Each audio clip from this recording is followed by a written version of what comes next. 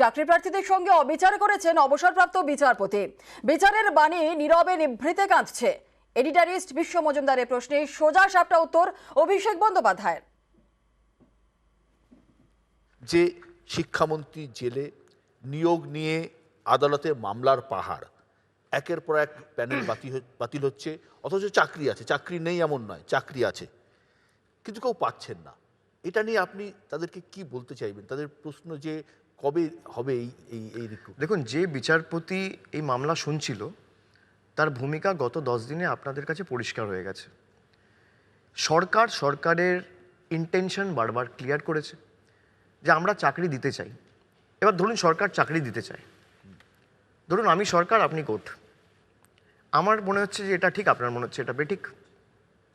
আমি যদি সুপারনিউমেটারি post additional create করে চাকরি দিতে চাই, তাহলে আপনি বলছেন সিবিআই করে দেবো। আর আমি যদি এদেরকে বার করে দিয়ে নতুন চাকরির নোটিফিকেশন করতে চাই, আমায় করতে দেওয়া হচ্ছে না। এবার সরকারের তরফ থেকে একটা অ্যাপ্লিকেশন দেওয়া হলো হাইকোর্টে, ঠিক আছে?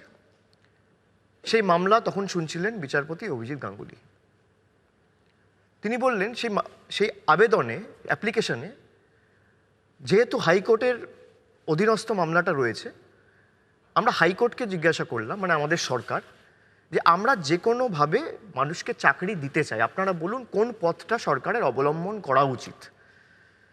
আমরা যাদেরকে চাকরি দিয়েছিলাম, দরকার হলে তাদের চাকরি বাতিল করে নতুন নোটিফিকেশন করিয়ে রিক্রুটমেন্ট প্রসেস শুরু করা হবে, আর না হলে অ্যাডিশনাল সুপারনিউমারেটরি পোস্ট ক্রিয়েট করে অ্যাডিশনাল চাকরির ব্যবস্থা করা হবে।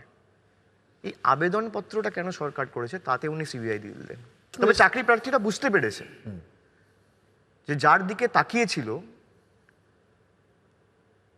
বিচারের বাণী নীরবে নিভৃতে কাঁদে, যাদের দিকে তাকিয়েছিল বিচার হবে বলে, সেই গলা টিপে অবিচার করেছে। বিচার ব্যবস্থা যদি সঠিক পথে নিজেদেরকে পরিচালিত না করে, দেশের পক্ষে অত্যন্ত বেদনাদায়ক এবং দুর্ভাগ্যজনক।